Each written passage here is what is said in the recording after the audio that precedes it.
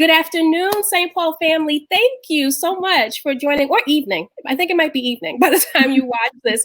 But thank you so much for joining me for this conversation. You all know who I am. But for those that don't, who are watching and are new to the St. Paul Nation, it is Monica. I am the Director of Communications and Special Projects at St. Paul Community Baptist Church. And on behalf of our lead pastor, Reverend David K. Brawley, again, thank you for joining us tonight for this very informative conversation about the census. Folks, I've been talking about the census for, I think, since the top of the year. Earlier, for those who are St. Paulinians and had been watching Reverend Lewis and I doing This Week at the Paul, as soon as we could start talking about the census, we were. And that has not changed. Pastor Brawley's been talking about it, as you know, in his evening check-in and check this out.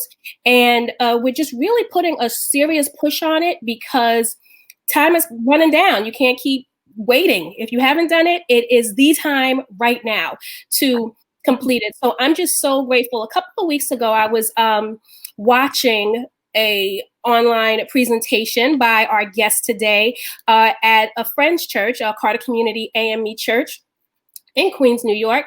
That is Anna. For those who know our Director of Finance and HR, Myra Miller, that is her church where she goes, and her husband, Reverend Dr. Kevin D. Miller, is the pastor there. So they had a conversation about the census. I checked it out since I'm so passionate about it, as I already said, and this wonderful woman was the presenter, so knowledgeable, so insightful, gave a lot of great information, and I ran to kind of get in touch with her so she could share her knowledge with the St. Paul Nation regarding the census. So I am going to read her bio really quickly, a brief bio. She's done a lot. Wait until you hear about her. Her name is Marilyn Joseph, and Marilyn Joseph is civically engaged in her hometown, Harlem, New York.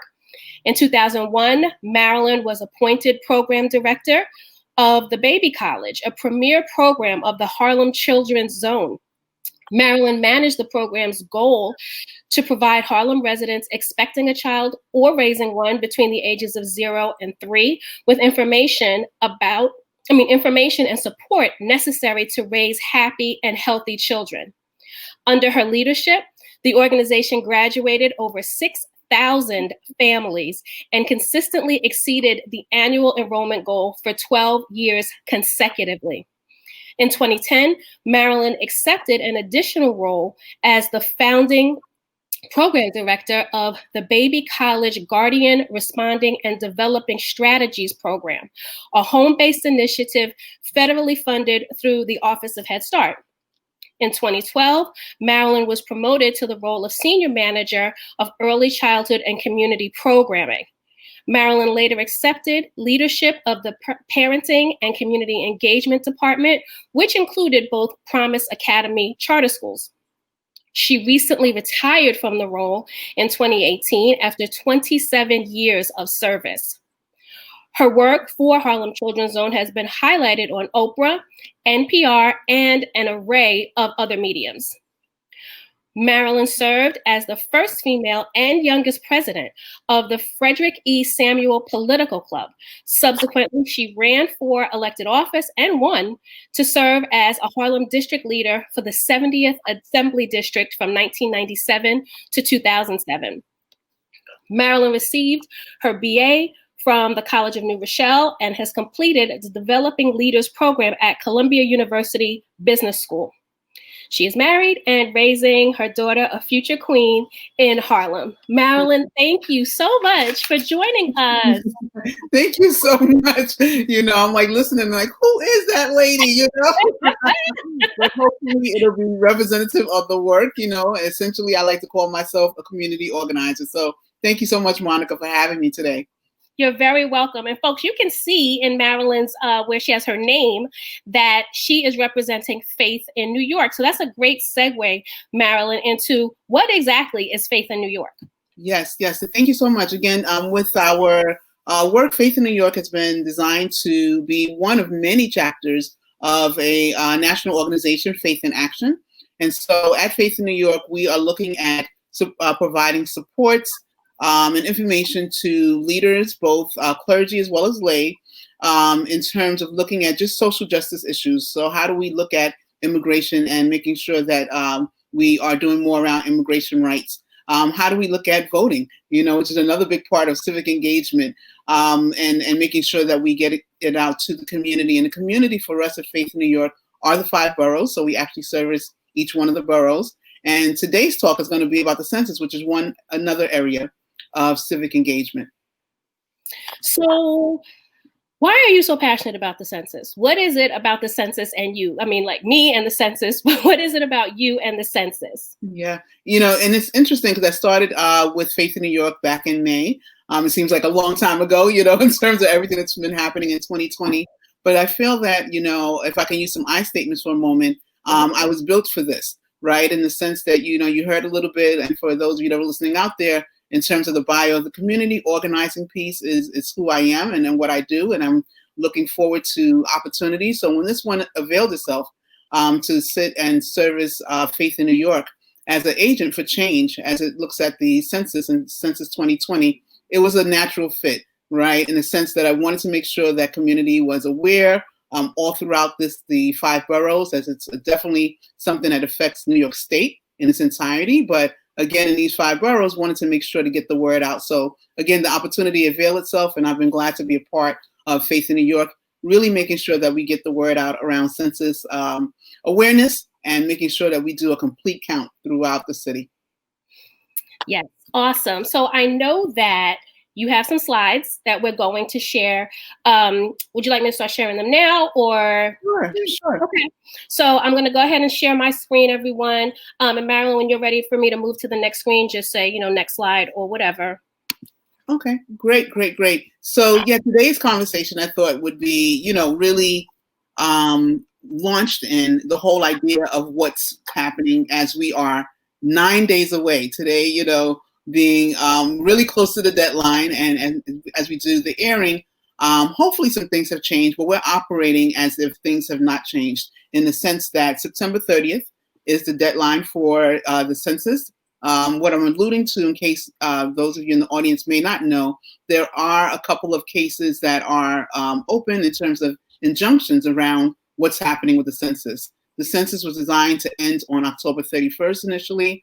There have been some things that have happened in place in terms of what, I would use in terms of defining as suppression tactics, and so things have changed. And September 30th is that date. And even with the September 30th date, there are, just rumors within the community about some of the things that are happening to really derail this process. So today, I'm hoping to inspire all of you. I'm hoping that you've already been inspired to do the census, and we're going to keep moving that forward. If we could just go on to the next slide, Monica. And so with that, we tend to talk about the whole Census 101. And so this is a slide that's provided by the U.S. Census Bureau.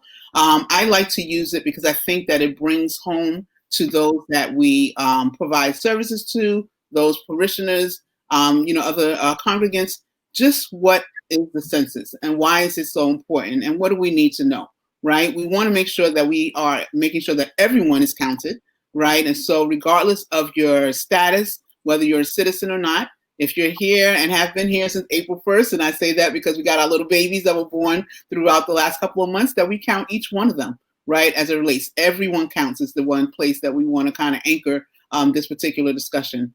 It's also just part of our civic duty, right? So, we want to make sure that we are providing information, accurate information, and we'll go into it in some of the slides, but in terms of just some of the things that we have that are rights of ours, one right is to make sure that we are completely counted in the census. It also taps into the whole idea of making sure that we are represented properly throughout the city. And so being counted in the census gives our federal government and other entities the opportunity to know how many people are there, how many residents are there. And again, based on those numbers, we are then allocated representation. And so we want to be in a place where we have fair representation. And so, again, this is another reason why we want to do the census. And I think one of the things that has, it makes me smile. I keep thinking about it, and this number, I was actually on another live not too long ago where someone talked about the 675, let me stop and go back. fast talker, $675 billion that are at stake, right? And the analogy that they gave was related to the lottery, right? Can you imagine that there's, a lottery amount in the total of $675 billion, right? And then you're a winner, right? And then you say, hey, you know what? I don't really need that money, so I'm not going to do the census, right? So you leave that money on the table, right? What happens? That money is put into another pot or given to someone else, right? And so that's what's at risk, right? We are at risk of losing our fair share here in New York State of that $650 billion. And so our winning lottery ticket, we're claiming that, right? We want to make sure that we're going out and getting counted. And so these are just some of the reasons. The redistricting as well, how our city is mapped in terms of the different sections of the city, all has to do with how the census is counted. So again, these are some of those areas. Let me just stop there, Monica, because I don't know if you want to do questions or you want to continue to go forward. Actually, my next question, which I think you already just answered, was basically, explain the magnitude of the census and basically what it is and why is it so important. So I think that you touched on that just completely in this slide. Yes. Again, I can't, stress enough the fact that we have a right to do so. So we need to take advantage of that right. As we see everything that's happening in the news and otherwise, when someone is or entities are putting together strategies to say, don't do the census, it's not that important, maybe forget about it, or we'll end it really quickly so you can't do anything about that.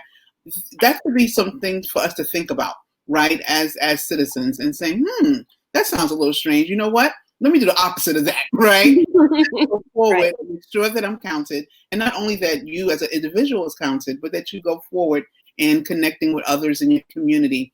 Throughout this process, I can't tell you how many times I've been surprised by folks that said, oh, wow, you know what? I really didn't know that, right? And so now I need to make sure that I do it. And these are people that I'm telling you that are, I thought to be civically engaged and really active.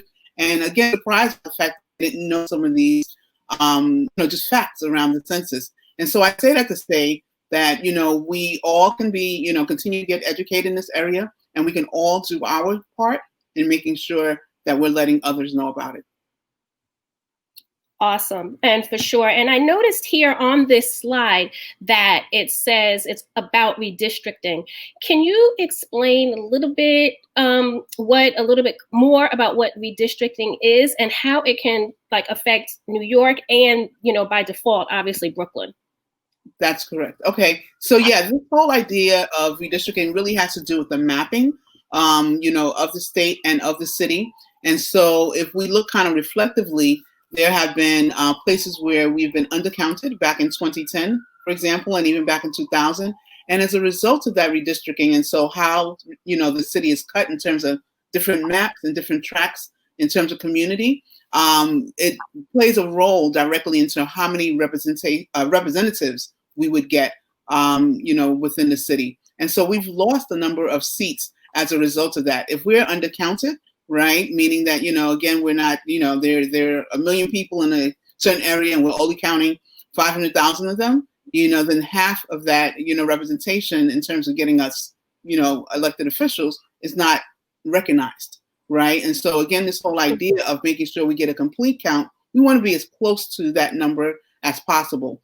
Some other areas where we've seen that the numbers really are affected is what I think about right now as we are still in the middle of pandemic, right? As we go through COVID, right? As I think about places throughout the city, what comes to mind quite readily is the Epic Center in terms of looking at East Elmhurst, for example. The amount of beds that they had did not match the community, right? Mm-hmm. And so we were at a standstill, right? And then we saw those horrific pictures of people not being able to get the services that they needed or delayed services because there were not enough beds in place. Right. So things like that, are affected when you start to think about, how an area is districted out, how people are counted, how people are not counted. Right. And then again, how it might show up. And again, something that we didn't plan for. But the planning piece was the whole idea of counting. And when we're undercounted, then that relates to under services, if, or not having enough services, if, again, the numbers are not correct. So those are just some of the ways that, kind of come up to me, come up in just ways to think about this. I think when I think about Brooklyn, and certainly the Bronx as well, even though we are in Brooklyn, but I have some ties from friends and sorority work through the Bronx, that they are definitively, and as is, certainly Queens, like a transportation borough, very heavy in the MTA. I remember friends who live in the Bronx would say, oh, a two-fare zone. And they would, have to take a bus to a train to get out of the Bronx. And in here in Brooklyn, I know, a lot of people that take the train. The train is very convenient. And, those that I know people that drive for the MTA. And in not completing the census, is that would those things be affected in terms of, like, for instance, train or bus schedules, because they don't think that they need as many buses moving or as many trains moving based on the number of people that they think are taking the public transportation in that area. Yeah, no, you're absolutely correct. You've answered your own question. That's exactly right, in terms of looking at the numbers of people in a given area, and that will then have an impact on how many buses are sent out, how many trains are sent out, how often they're sent out. The other thing I think about when you were talking about this was something as simple as, another entity in terms of sanitation and the garbage cans. Have you ever walked down the street and then you're going like, I got to hold this tissue like 3 extra blocks here because it's not a garbage can here, right? And those kind of things. Those are the simplest things. But again, you wonder why it's not there. It's not there because your area has probably been undercounted, right? And there's no need for one, someone may say, based on what the numbers are, right? We may know differently because we see, oh, no, there are many people on the street, right? But again, if those many people are not counted, it definitely relates to all of the services. So transportation is one, sanitation is another one. The other one I think about, is around public school, right? And so we knew even before this pandemic that public school in particular, many of the classrooms are overcrowded, right, and understaffed. And that has a lot to do with, again, how our babies are counted. And that's one of the things that, again, I keep putting emphasis on is this whole idea that we are not just counting the adults, we're counting every little person. Right, because as they are becoming school aged, we want them to be in a classroom which is conducive to learning. Right, we want to make sure there are the right amount of teachers, the right amount of supportive staff, the spacing is proper, and so overcrowdedness can be reduced. Right, if we know that again the numbers are correct in saying that we need more schools built in our community because the numbers again reflect that and are matching what's happening in a given community. So those are just some examples. Monica, in terms of, what our audience should know and to be thinking about, that almost every aspect, when I think about my elders in the community, that comes to mind as well, as we get back to places where things are opening up again, having the recreational centers, the senior citizen centers in communities, right? Those are allocated and largely city and state funding is allocated based on the number of seniors, right? And older adults within the community. And so if those numbers are not matching, again, we would see a reduction in services, or programs might pop up today and then not be in existence because, again, businesses and not just senior centers, but even local businesses are created based on what the population looks like, right? So even for a small business owner, what are they going to do? They're going to look at the census populations, right? And see, okay, are there going to be customers for the type of business that I'm bringing into the community? Maybe not, right? And that's another thing that we're seeing in these recent times. But again, all of that had to do with something that happened 10 years ago in 2010, right? As they were looking at the numbers and they were seeing what was happening, plus everything that we now see in our current pandemic, doors are closing all over. And those are directly affected by the number of people within a given community. When you were speaking about two things, I wrote down some notes about the schools. I'll start there. And I was going to ask, are the budget cuts in schools right now that the schools are experiencing right now currently due to the distance learning from COVID, a result of census numbers from 2010 and how those monies were distributed? I have a friend who is a principal of a school, and when they announced that, schools would be restarting and when, and she was absolutely beside herself. She had to go in her school and measure things or whatever, and she's like, they want us to split classes or do like distance learning for some students on one day, but some can come in and flip. She said, but that's going to mean that I need to have a second teacher potentially. Like, how is all this going to work? And I don't have the money for it. Mm-hmm. So is that part of, the 2020, 2010 numbers are now currently affecting the situation that we are in across the board with COVID-19?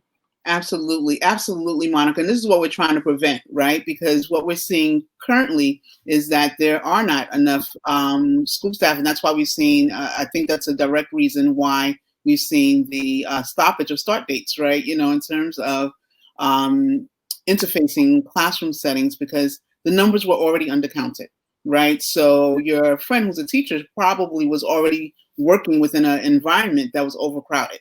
Right. And so now she has to couple that with thinking about how does she have some children before her and some remotely, and then thinking that she may need some more resources. But where are those resources coming from? There's not an ability, I think, I don't know the exact numbers for the Board of Education and their budget, but I think that they're probably stretching it to its ends based on the numbers that they had in 2010. And those numbers were undercounted. Right. And that's not to say everything that we've had in the wonderful pre-K and 3K program that started, there are more kids, right? And with more, you need more supports. And we can't put those supports in place without the allocation of, or the knowing of the numbers, right? And so when the numbers are incorrect, again, it's 10 years later, but we're seeing the fallout of that. We're trying to avoid that for kids that are coming up now. So between 2020 and 2030, we want to make sure that we're getting the right allocations. And this is why we need to see these numbers to go up and to raise. We have some current data there, Monica, as well. And I'm hoping we can show that slide. It gives us an idea of what we're up against in our current status. Okay. You want me to move forward to the next slide? All right. Is it in line where you're going next? Because I want to make sure that we get everything. Because I want our St. Paul community to know exactly what they need to know so that they're feeling very confident in that information. So I'll follow your lead. Yes, we can go to the next slide because obviously I've seen them, so I know where we're going, and I can throw in my question as we move forward. So next slide. Fantastic. And so this one, again, the work of Faith in New York, we've been able to really analyze, and we have a weekly organizing space. Part of what my role is to kind of look at this by borough and by area of Brooklyn. And so, this is not a strange map to those that are Brooklynites. You've probably seen before, and your different areas within Brooklyn. The one thing that I wanted to highlight is that currently Brooklyn, unfortunately, is the lowest of the 5 boroughs in terms of their turnout. We'll look at some of the direct numbers in terms of up-to-date information. But what I'll generally say is that it's been about 50% in the 50th percentile of the response, self-response that is. So that's whether someone's responded online or given a phone call, or even now the coupling of what they have through the U.S. Census Bureau, which are called, enumerators that go out and they're going for the non-response rates, right? Meaning those that have not responded, they're going door by door and looking at some of that information. And so while I mentioned that 50 percentile, when we think about areas like Borough Park in particular, Sunset Park, Coney Island, Bed-Stuy, East New York, these are all areas that still need an extra push, right, in terms of making sure that we are getting the word out, that we're translating and being what I like to call trusted voices within a community to ensure that the work, is being addressed in the sense that we're making community members aware of how important, going back to those 6 issues that we talked about earlier, or areas that we talked about earlier, making sure that the community is aware and doing their part. So there's a lot to do in these areas. A lot of the work in terms of outreach has been happening virtually in the early part of the collecting season. But now as the city is opening up, we're using every single opportunity as an opportunity to change those numbers around and making sure that Brooklyn is counted. So now you're saying East New York, and St. Paul Community Baptist Church is located in East New York. And, I know a lot of people, because I don't personally live in Brooklyn, I just work there. But I know tons of people, it's like, where Brooklyn at, all of that. Yeah, where Brooklyn at right now. Right. And where are we? East New York. Where are we? Bed-Stuy. Or I know they like to call, some people try to say Stuyvesant Heights, Bed-Stuy, where, where we at? Like, we have got to, as a community, as a borough, really step up in our answering of the census and getting others to answer. And this is, I can jump in right now, Marilyn, with the question that I had. The next question actually was more of a statement. For folks who know where Weeksville Heritage Center is, it's the local museum that for African American history, and they have some houses. Like, that area in Weeksville was a huge area for African Americans way back in the day, and they have a lot of great information. They have some actual houses, and what I had noticed was years back there was a hospital. Because I have a cousin who lives not far, and I had noticed that there was a hospital, but I think every time I would go over there, I would see that maybe it was closed or something, or it was closing. And I was surprised, like, how does a hospital close? And now, and this location is right next door to Weeksville. So those who know where Weeksville is, it's right next door, because now they are building a luxury high-rise there. So here it is, a hospital has closed, and I believe it was a hospital has closed, but they're building a luxury high rise. So we know what that means. It's probably not someplace where a lot of low income or folks who need low income housing can afford to live. And that, I would imagine, is a direct effect of the census numbers, what they thought was in the community. People hadn't completed it. So it's like, why do we have a whole hospital here if people aren't going to use it based on the census numbers? Yeah. Because, there's another part that I didn't mention, right, that happens with the census. So, non-response rates, it's a very interesting thing, right? One of the parts that happens is that the Census Bureau will then make assumptions, right, guesstimates in terms of what is actually there, right? So if you haven't responded and you don't respond, say, to the door knockers that come out, there are tabulations that are made by the U.S. Census Bureau, right? And those may or may not be accurate, right? Because, again, they may be using 2010 data. They're comparing it to maybe other neighboring communities.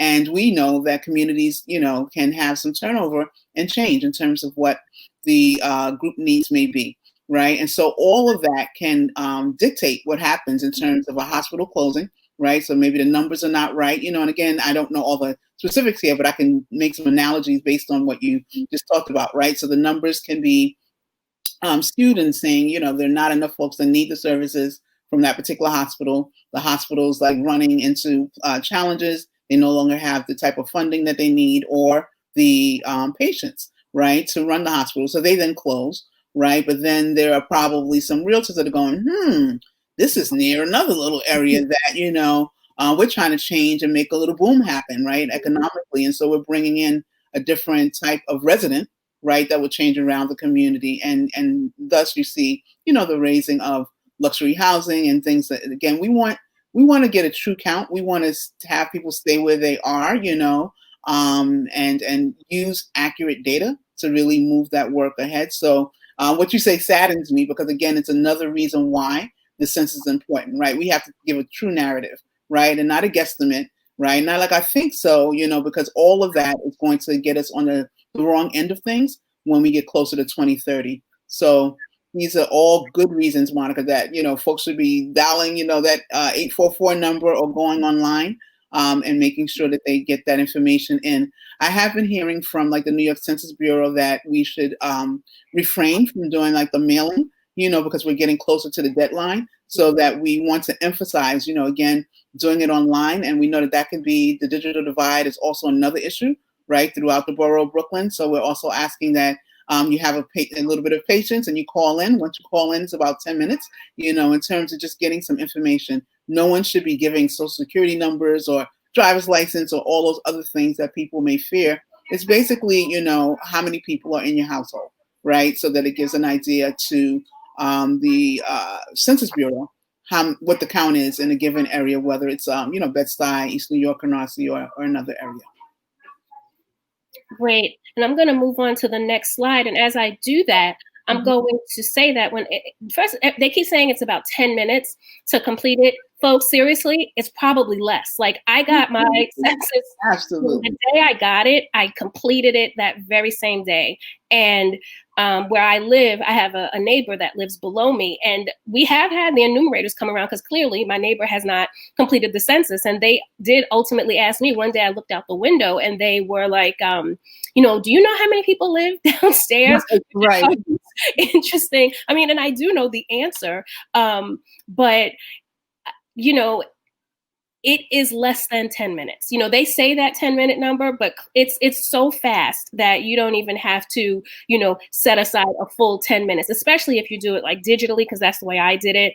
I can't speak to the phone option, but I also agree and understand why they would say, do not do it via mail. I mean, even though the mail, I think it's gotten a little bit better, but there was that time in the not so distant history that last couple of weeks or months that getting mail was slowing down and it was harder. Right. The last thing you want is to mail your form and then it doesn't make it there in time after you've taken the time to do it. So Marilyn, what is this slide saying that we're looking at?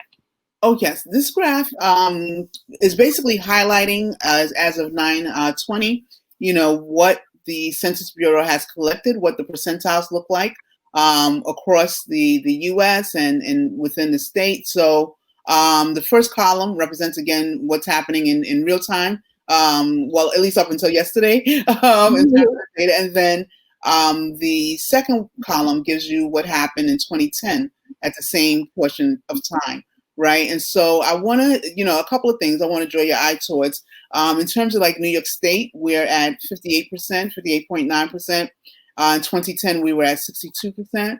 And that leaves us about maybe 37, 36. I think we're vying for the 36th position of the 50 states.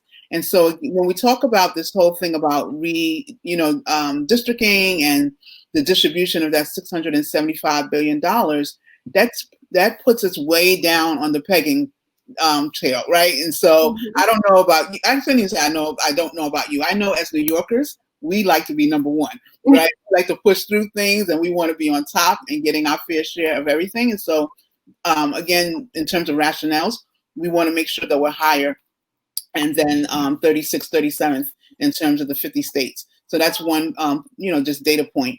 You see the 5 boroughs. And as I was mentioning earlier, and in some boroughs, you actually see that they're superseding what they did at 2010. For example, it's only about like maybe 0.1% or something like that. Like when we look at Queens, you have 60.9, and 2010 it was at 60.8. There've been a number of various pushes throughout Queens. There was actually a whole competition that the New York Census put together between Queens and Brooklyn and saying, like who can kind of get out the most. And that actually, I think, was very much an inspiration for getting Brooklyn over the 50 percentile because they were at the high 40s at the time of that particular incentive that was put in place. And so Brooklyn is getting there in terms of 57% where they are currently, and that's in comparison to 57.2%. But all of this, the way I look at this is the ongoing analogy that I have with this is like it's like a report card, right? Yes. So when you get to exactly what I was thinking. Yes, you want 100%, right? Yeah. So when you're getting 60s and 50s, and so somebody might say, "Oh yeah, but we did better than 2010, but we didn't do so great in 2010 either," right? So we don't want to repeat 2010. We want to really go way beyond that, right? And so we want to push these numbers up and making sure that, again, that we're, taking a moment out. Many people are home now. And so, going back to, how much time it takes out of the day, it's very little time to like call in and make sure that we're counted because we want to make these numbers move up. And again, last, especially in the hometown of Brooklyn, we want every Brooklynite to make sure that they're also telling their friends and family and others the importance of making sure that they do the census. As the city is opening up, one of the things that we've been thinking about is looking at the churches, the synagogues, the mosque, and other places to make sure that where there are virtual services, we're contacting and making announcements there. But more importantly, that we're now taking tables out to these various locations and making sure that we're socially distanced, of course, but that we are out and making sure to partner with the U.S. Census Bureau. They come out with their tablets, and again, like you said, when you do that tablet, it's very, very quick and not intrusive at all in terms of the process. So we encourage folks, when you see that U.S. Census sign up, that you stop by if you haven't already done so and do the census. Yes, the first thing that I want to say is that in looking at these numbers, that the United States is failing themselves as a country in terms of doing this census. I mean, we're not at 100% as a country, and certainly in Brooklyn we are failing. Like, parents, when you look at your child's report card, you don't want to see a 65 or a 60. Because you repeat the course, right? What happens is that you repeat the course, and that's no fun, right? Right. And we don't want to repeat the course, right? Right. What we've seen in the last 10 years, we do not want to see in the next 10 years. Mm-hmm. And so the other thing about numbers, though, Monica, is that while we see that there is a 60-something percentile in terms of the U.S., there are definitely parts of the country that are doing exceedingly well, right? And they're like in the 80 and 90 percentiles. And so there is a resource for those of you that, want to take a deeper dive and see what's happening in the U.S. as a whole. And even if you want to narrow it down to see what's happening in your neck of the woods, whether it's East New York or other places in Brooklyn, it's the hard to count maps. So you put in your Google or whatever search hard to count maps, it will come up. It's something that was developed by CUNY, and you can narrow it down to, again, your street, exactly what's happening on your block.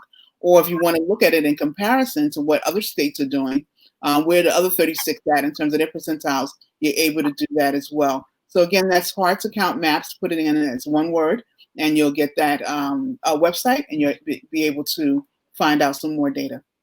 Oh, that's a great resource. I'm definitely going to look at that. And that's an interesting number to be 36th or 37th out of the 50 states, because New York State, and then by default, obviously New York City, we're one of the biggest capitals in not even just the United States, but in the world here in New York City. So to see that as a state we're so far down is very interesting and disconcerting, quite frankly, right. Because that's that state pride. You right. Want to state pride. We want the best in our city. We don't want to see what we are having now, which are budget cuts throughout. We've been just seeing just what some of the effects are, right? We've been seeing many, many, many agencies within the city, reducing their budgets, not having money for, things just like this, sustainability plans, right? So when things come up, nobody expected something like COVID or pandemic, right? But again, that there could be money in the coffers based on the right counts. Is there's definitely a correlation there. And so we just want to, really imagine a space where we're really having better counts for our state. Exactly. So I'm going to move to your next slide right now. Sure. And we've talked a lot about this already. So, in addition to things that we mentioned a little earlier, but going back to education, Head Start, which is like the earliest of starts for 3 and 4 year olds. Those are definitely affected on a federal level in terms of the numbers of Head Starts that can open within a given area. So we want to make sure we're looking at that. For those of you that may receive SNAP or other public assistance, all of those things are Medicaid are definitely affected. The roads, the hospitals we talked about a little bit earlier. Again, allocated towards that is, all adversely affected if the numbers are adverse. Right. And so, we want to do this with confidence. And the reason why I have, fill this out with confidence is that we should take great pride in the fact that it is our duty to kind of make sure that we are counted, and that by law that, ICE can't be told, your landlord can't be told, no one's to share, or anyone in the federal, on the Census Bureau should not be sharing that information with your landlord and going, hey, by the way, Susie has 10 extra people, over there, and then, and that somehow gets you, evicted from your apartment. That's not the case, right? And so we want to make sure that people are doing this in confidence and in the knowing that by law, this information should not be shared with anyone other than the U.S. Census Bureau. And everyone, we've been posting it on our social media. We have it in our announcements. You had mentioned on the last slide, Marilyn, about, connecting with churches. And certainly that's what we're doing here. And as I mentioned earlier, St. Paul has been talking about the census since easily the top of the year, or when it opened, or when it was about to open, for people to complete it. So right there is the website to go on to, and the phone number. I encourage everyone, as we have been as a ministry, to complete the census. I mean, it takes less than 10 minutes, less than. Oh, also Marilyn, our men's ministry did a really awesome video talking about the reason that they need to complete the census. It's also on our social media platforms. And like I said, it was played again in our announcements this past Sunday. And, it was great because people, what we had been doing prior was sharing some of the census resources and sharing some of the census videos. But I felt like, as I was looking in the comments as that video was playing during Sunday service, people connected more because it's faces that they know, people that they know, being men from our ministry. It's like, oh, look at so-and-so. Oh, look at so-and-so. So I think that helped them connect just that much more to the video and the importance of what it was that they were sharing. Yes. So.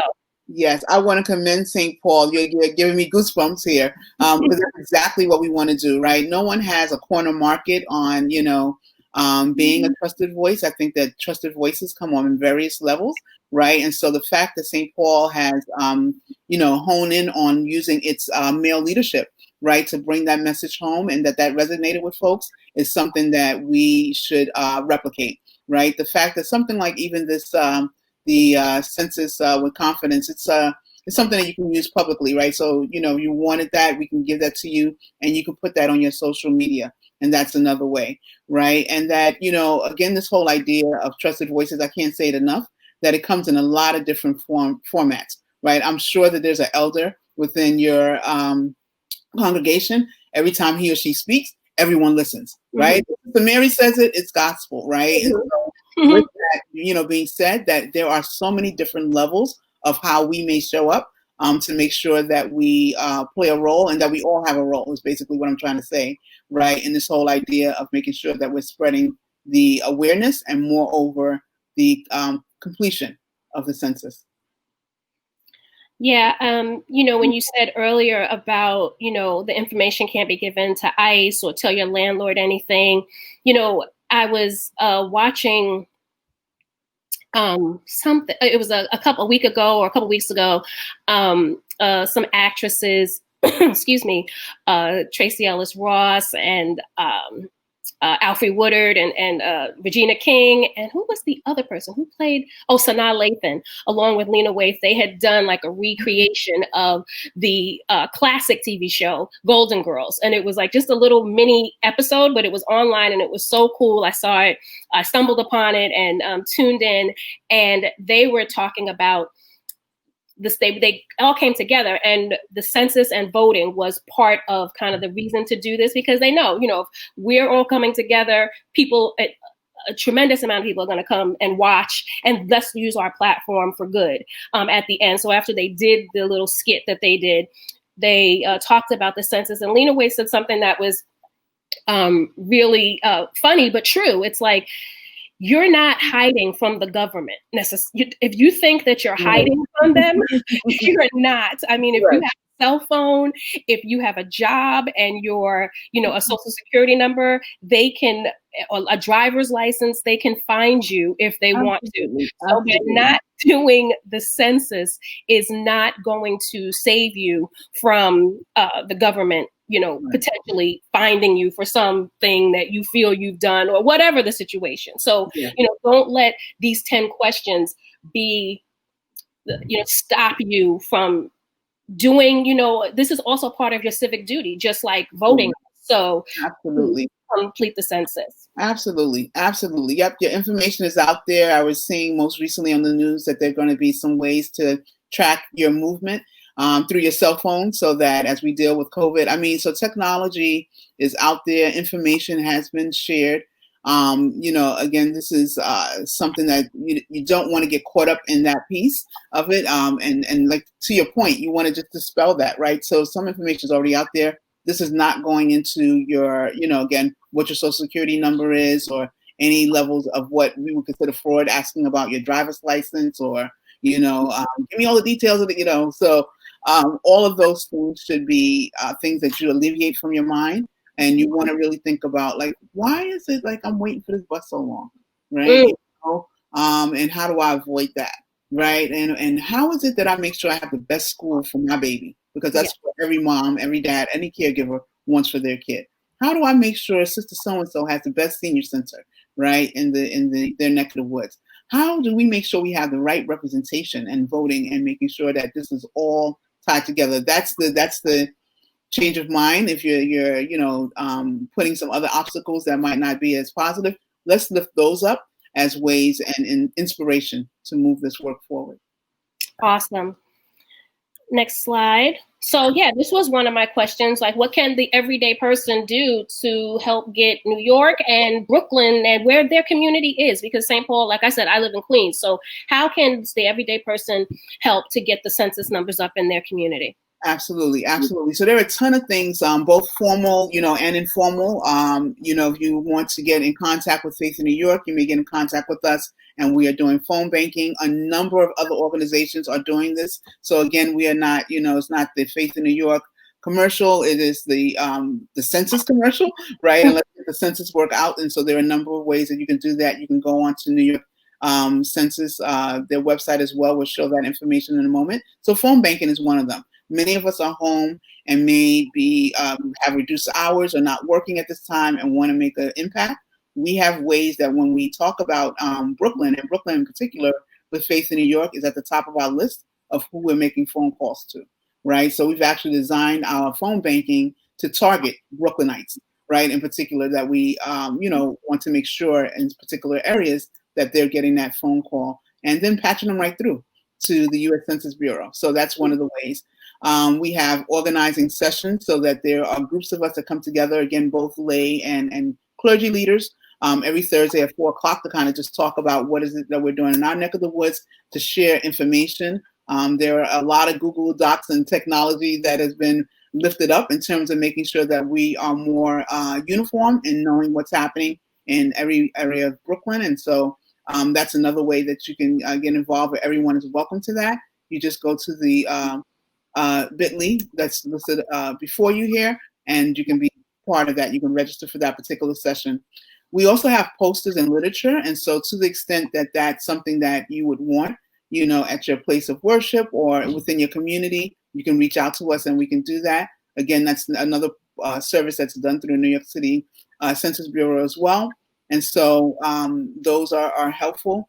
This whole idea of digital organizing, I think the one thing, you said a lot in my bio, by the way, I'm still blushing about that. But moreover, I think that the one thing I want to say about that is that the level of organizing has shifted gears. So people that have been in the game of organizing, for a while may know some strategies, but this whole piece around digital organizing, I think we are all learning, right? It gets us a bigger net of people to reach and to organize around. And so using social media, posting notices up on your, instead of that beautiful cake or whatever that you made, place that out with Census 2020, right? Put the website out and the phone number up instead. Or if you need social media supports, we have supports that we can provide for you so that you can use Facebook and, again, Instagram and Twitter towards that work.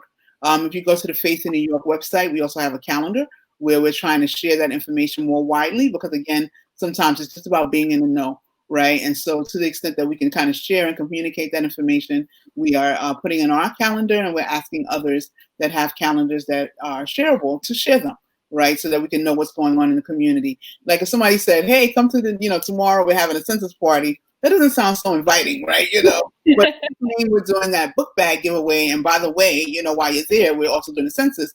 That's something different, right? And then we know throughout the city that even before everything's happening currently, that we have great usage of our food pantries, right? So we're out there and we're connecting to those as well.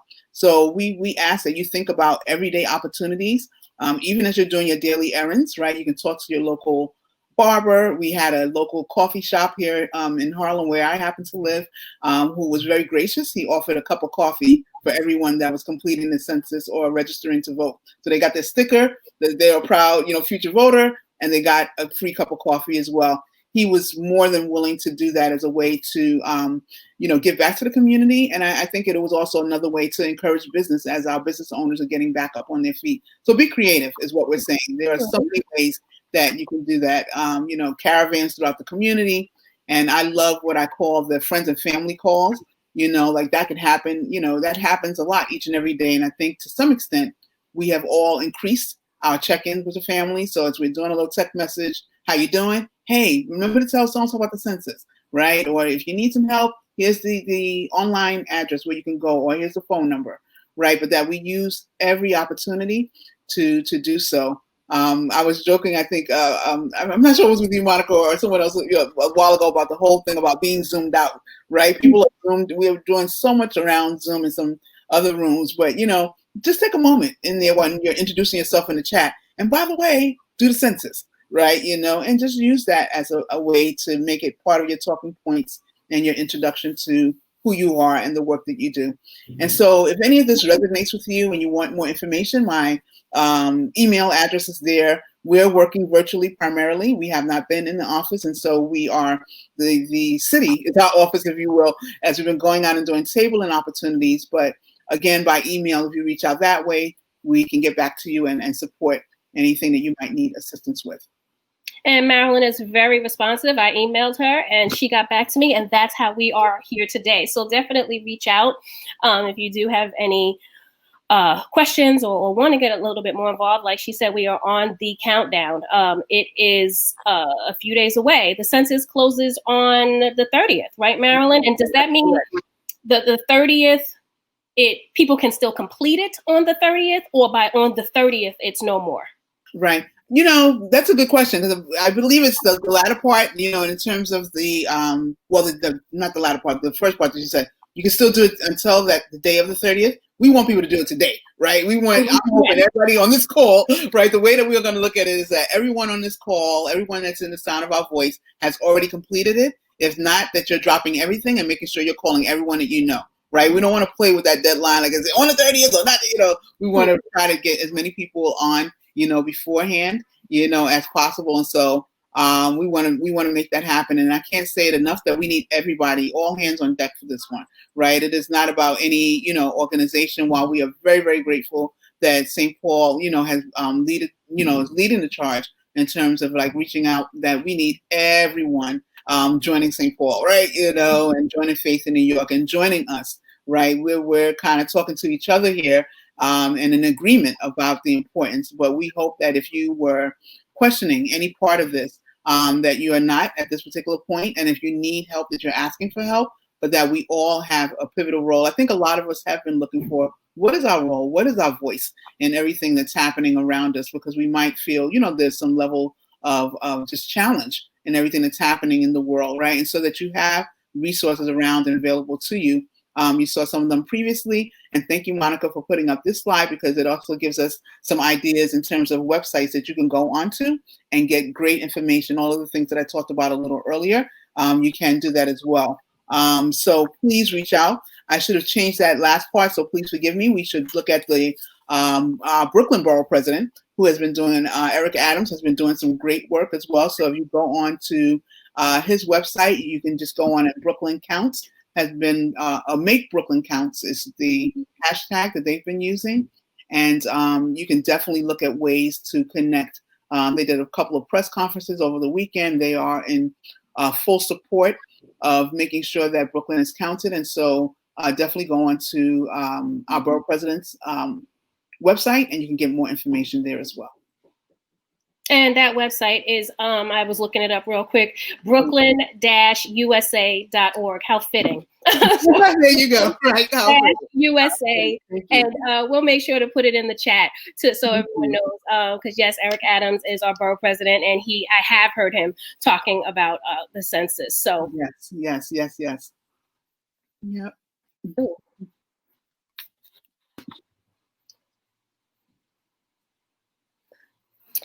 So, that was super informative. I mean, there were some things that I learned. As much as I've been talking about the census, I learned some new things. So thank you so much, Marilyn, for joining us again. And folks, we're doing this as a part of also our Ma'afa commemoration. And for those that aren't aware, our Ma'afa commemoration is this week. We actually kicked it off last week on Wednesday, but now we're going through this week, the 21st through the 26th of Ma'afa.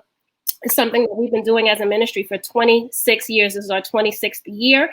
And it's talks about our history as African Americans here, but it really looks back at the transatlantic slave trade and how we were, as African Americans, forcibly brought here. We have some great speakers, preachers and teachers all week at noon, and then also in the evening on Wednesday, we have just a wonderful keynote speaker, Dr. Iva Carruthers. I had the opportunity to see her live and in person. She is the General Secretary of the Samuel DeWitt Proctor Conference, and her knowledge is out of this world. Please tune in for her. You do not want to miss her Wednesday at 7 p.m. That sounds that sounds amazing. It just led me to say one more thing to your audience and thinking about where we have come as people of color, right? And that when you think about the earliest census, there were counts that were done when we were 3/5 of a person, right? And we do not want to see that, right? That's not where we're trying to go back to. We want to be counted as a whole person, and in doing that, again, knowing our history and knowing our past. People have fought and died for our opportunities here as, people of color. And so, again, when I think about historically, there's another reason to commend all of the work that you all are doing at St. Paul to make sure that we know our history, because once you know your history, it will inform your future. So just one more reason why this is all divine that we, just came together on this discussion and how it just relates to everything that St. Paul is doing. So thank you for that. Thank you. And if you want to learn more about the Ma'afa, you can visit thema'afa.com. You want to learn more about St. Paul Community Baptist Church, visit us at spcbc.com. And if you want to learn about Faith in New York, because while their push right now is the census, there's other things that they do, as Marilyn said. So visit their website, faithinnewyork, all one word.org. And again, Marilyn, I want to thank you so much for joining me today and sharing all this great information. And you and everyone who's watching, and Marilyn as well, have a wonderful remainder of your day. Let's go Brooklyn. Yes. Yes, where Brooklyn at? I said it. Yes. Where Brooklyn at? We got to go here. Thank you so much. Thank you so much. Thank you. Take care.